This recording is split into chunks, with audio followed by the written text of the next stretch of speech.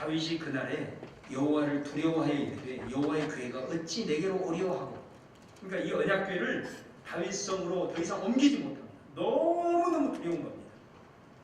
두려워하지 않겠어요? 너무너무 두려운 거예요. 그래서 다윗성으로 옮기기를 멈추고 그 근처에 오벳 에돔이라는 사람의 집에다가 모시게 됩니다.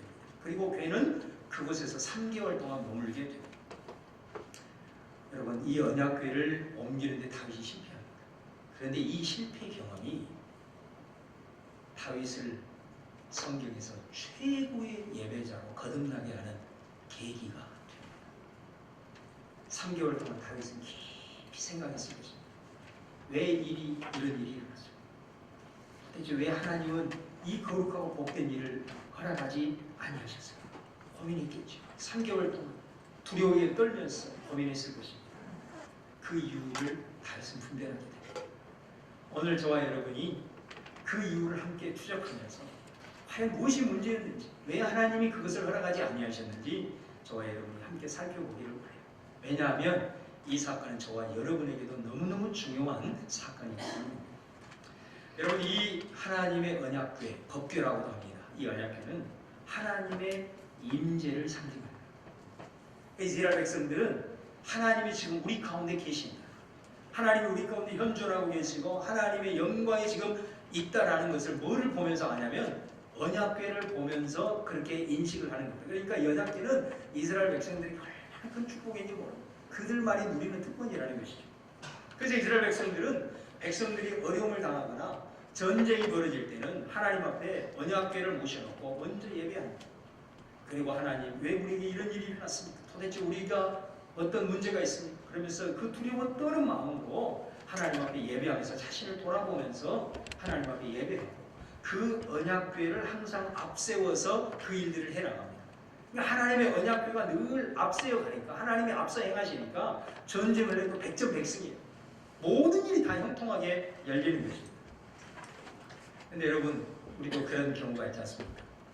아무리 귀한 것도 익숙해지면 귀한 것을 잃어버린다, 그런 경우가 많지 않습니까? 이스라엘 백성도 마찬가지가 됩니다. 이게 말이에요, 언약궤를 내세울 때마다 백전백승을 하니까 이 사람들이 그것에 너무 그냥 익숙해진 거예요. 그러다 보니까 순간 이 언약궤에 대해서 전에는 정말로 두렵고 떨림이 있고 하나님의 그 영광의 임재 앞에 정말 감히 그 경외감에 압도가 되어져서 어찌할 바를 몰랐는데, 이게 자꾸자꾸 언약궤를 모시고 승리하고 이렇게 되다 보니까 너무 익숙해진 나머지 언약궤가 일종의 어느 순간에 자신들의 어떤 승리, 자신들의 어떤 성공을 위한 보장, 또 더 나아가서는 일종의 부적같이 되어버린 거예요. 그런 상황이 전개되는 찰나에 사무엘상에 보면은 이스라엘의 전쟁이 터집니다. 전쟁이 터져서 전쟁을 했는데 전쟁에서 졌습니다. 그러니 이 사람들이 왜 우리가 이 전쟁에서 졌는가 고민을 하다가 갑자기 어떤 대안을 했어요. 우리에게 언약궤가 있지, 법궤가 있지, 법궤를 앞세우면 돼. 그래서 이 사람들이 예전 같으면 법궤를 항상 출정을 할 때에 정말 하나님 앞에 그렇게 두렵고 떨림으로 예배하면서 이렇게 돌아봤을 텐데 그런 기분이 전혀 없어요. 그냥 법궤를 내세우면 이긴다라는 그 생각을 가지고 법궤를 내세우고 전쟁을 다시 수행합니다. 그런데 상상할 수 없는 초유의 사태가 벌어지는 거예요. 그 전쟁에서 패해버린 겁니다. 있을 수 없는 일이 이스라엘 백성들 가운데 일어나게 된 거예요.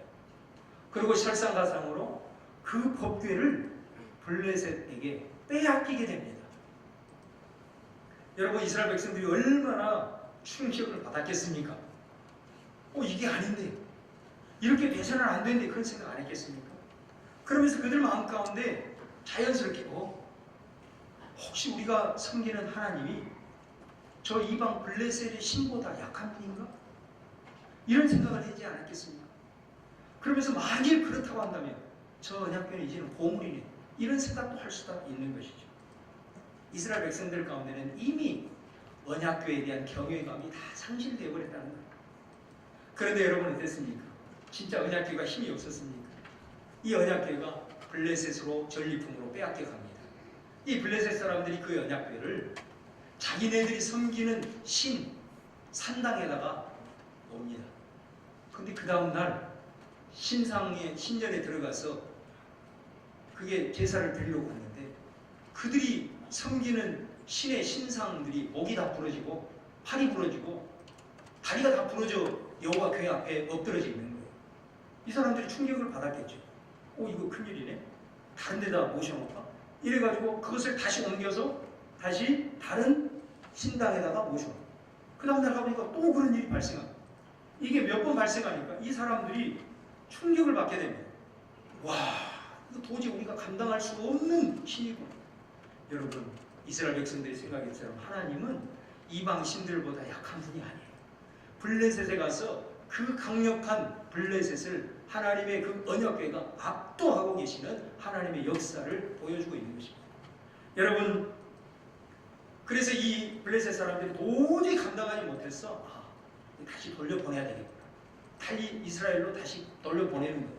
그들이 잘 모르니까 수레를 만들어가지고 거기 위에다가 언약궤를 얹어놓고 그냥 소가 인도하는 대로 가라고 이렇게 하니까 그 소가 이제 이스라엘로 그 궤를 모시고 오는 것입니다. 이스라엘 접경 지역에 있는 베세메스라는 곳에 이르렀는데 이 베세메스 사람들이 추수를 하다가 그 광경을 보고 너무너무 좋아하는 거예요. 너무너무 기뻐하는 거예요. 그래서 레위인을 모셔다가 그 법궤 앞에서 하나님 앞에서 그들이 제사를 드립니다. 제사 드린 것까지는 좋았는데 이 사람들이 법궤 안에 뭐가 있을까 궁금한 거예요. 그래서 법궤를 열어본 거예요. 어떻게 됩니까? 성경에 70명이 즉사했답니다. 어떤 사본에는 5만 70명이 즉사했다고 했습니다.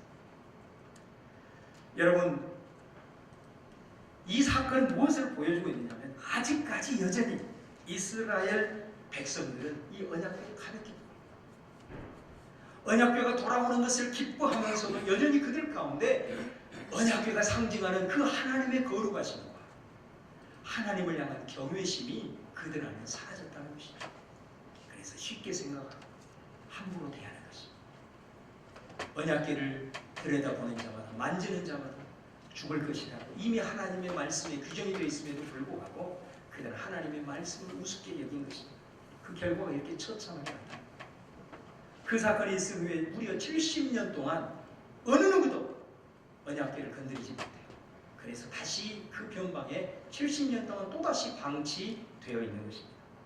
이제 다윗이 왕이 되고 예루살렘을 점령하고 예루살렘을 수도로 삼아서 남왕국, 북왕국을 통일 왕국으로 이제 삼으려고 합니다. 그 일환으로 이 변방에 방치되어 있던 이 법궤를 예루살렘 성으로 옮기려고 하는 것입니다.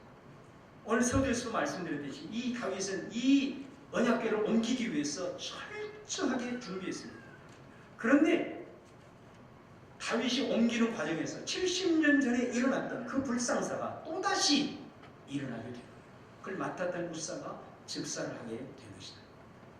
과연 왜 그러는가? 다윗은 3개월 동안 고민하면서 그 이유를 찾았을 겁니다. 그 이유가 뭐냐? 율법에 분명히 기록되어 있어요. 이 언약궤는 아무나 운반해서는 안 돼요. 이건 레위인 중에서 고아 자손들만 옮기게 되어 있고 언약궤는 절대 손으로 대지 못하기 때문에 장대를 만들어서 고리에 꿰서 항상 어깨에 메고 이동을 해야 된다. 그리고 아무도 보지 못하도록 가죽으로 덮어야 된다. 이건 하나님의 임재를 상징하는 너무나 거룩한 선물이기 때문에 이것은 손으로 직접 어느 누구도 만져서는 안 된다. 만진다면 죽게 된다. 이게 율법의 말씀에 이미 기록이 되어 있습니다. 근데 다윗은 어떻게 했습니까? 다윗은 하나님의 말씀과는 다른 방법으로 했습니다. 마치 이방 사람들, 하나님의 말씀을 전혀 모르는 블레셋인들이 했던 것처럼 수레를 만들어서 하나님의 언약궤를 모십니다.